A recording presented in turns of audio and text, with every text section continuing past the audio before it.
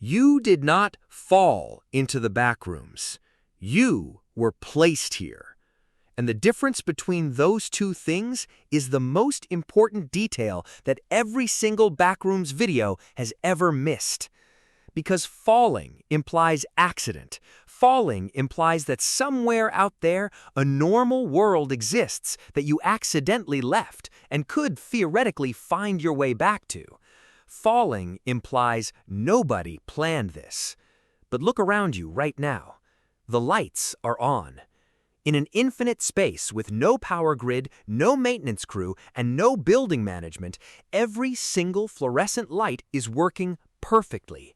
No burned-out bulbs, no flickering from age. Consistent, perfect light stretching in every direction forever. Someone turned them on. The carpet is not rotting. The wallpaper is not peeling. The structure is not collapsing. Something is maintaining this place. Something wants it to stay exactly the way it is. And the question that nobody has ever seriously answered is a simple one. Why? Every Backrooms video starts the same way. You no-clip through reality, you end up in infinite yellow rooms, you run, you survive, you try to find the exit. The end. But nobody ever stops running long enough to read what the space is actually telling you.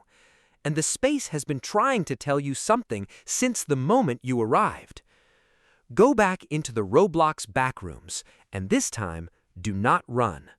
Walk slowly through level 0 and look at the carpet.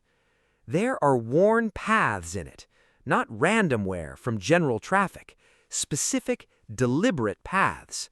Routes walked so many times that the carpet remembers them permanently. And these paths do not lead toward the exits. They lead in circles. Whoever left those paths was not trying to escape. They were pacing. Now look at the walls along those same paths, at approximately eye height. Small marks, easy to miss at running speed. Tally marks. Hundreds of them clustered at specific locations throughout level 0. Someone was counting something, methodically, patiently, for a very long time. And when you map where the tallies cluster against where the entities appear, the correspondence is exact. Not approximate, exact. Someone was not just passing through level 0, someone was living here, documenting the entities, building a behavioral map of this space through patient observation. The kind of observation that only becomes possible after you stop believing you are going to leave anytime soon. Now I need to tell you about the 3 rooms. Branching off the main corridor network are rooms that most players never enter because they appear to contain nothing useful. But 3 of those rooms contain something that has never been explained. Furniture arrangements, deliberate configurations that serve no gameplay purpose. The first room has furniture arranged in a rough circle, facing inward, a gathering space, somewhere a group of people sat together in the middle of an infinite, impossible place and chose to face each other instead of the walls. The second room has everything pushed to the walls, the center completely clear. Someone needed open space for movement, for exercise, for the specific kind of freedom that only open space provides when all you have are narrow corridors stretching forever in every direction. But the third room has a single chair facing a wall, no table, no other objects, just a chair positioned to face a specific section of wall. And on that section of wall, at exactly the height where seated eyes would rest, a window. Not a real window, the Backrooms has no outside, but someone drew the outline of one, created the idea of an outside view where no outside view exists. Someone sat in that chair and looked at a fake window. Think about how long someone had to be here before that felt necessary.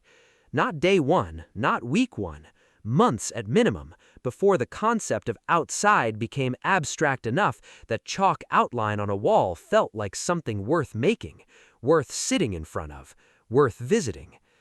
And then they were gone. No body, no exit usage matching someone who had been there that long. They did not leave through an exit. They simply became something that exits do not record. Because here is what the Backrooms actually does, and it is not what anyone has told you. The Backrooms does not trap people. The Backrooms absorbs them. Given enough time in this space, the distinction between you and the space stops being meaningful. You stop being a person inside a place and start being a feature of the place itself. The worn carpet paths are not evidence of someone who was here. They are the person, still here, in the form the Backrooms found acceptable. And the entities, the things everyone runs from, the things the tally marks documented, they are not monsters that wandered into level 0 from somewhere else. They are the people who wandered in before you, still here in the form the Backrooms made them. Still pacing the circular, worn paths in the carpet, still pausing at the tally mark walls, still visiting the fake window room and standing behind the chair looking at the outline on the wall. Unable to sit anymore, but unable to stop coming back. The behavior survived the transformation completely. Habits and routes and needs all still present in whatever form they currently occupy. The person is gone. What the person did every day is still happening. And the tally marks are still being added to. While you are reading this, while you are watching this video, in level 0 of the Roblox Backrooms right now, a mark is appearing on a wall, made by something that used to be a person, still counting whatever they started counting when they were still a person who could hold the thing that makes the mark. Still counting. They have been counting since before you arrived. They will still be counting long after you leave. So, next time you load into level 0, do not run. Walk slowly. Find the worn paths and follow them. Find the tally marks and count what you can count. Find the 3 rooms. Find the chair. Sit in it and look at the fake window. And ask yourself honestly, how long before you would have made that? How long before chalk on a wall would have started to feel like something worth looking at? Drop what you find in the comments, because I think the community together can map something that no single player has mapped alone. And the map we build together might finally tell us what the tally marks are counting. My next video goes deeper. The levels that nobody documents. The ones that appear to no player under normal circumstances. What lives in those levels has never been described by anyone who returned to describe it.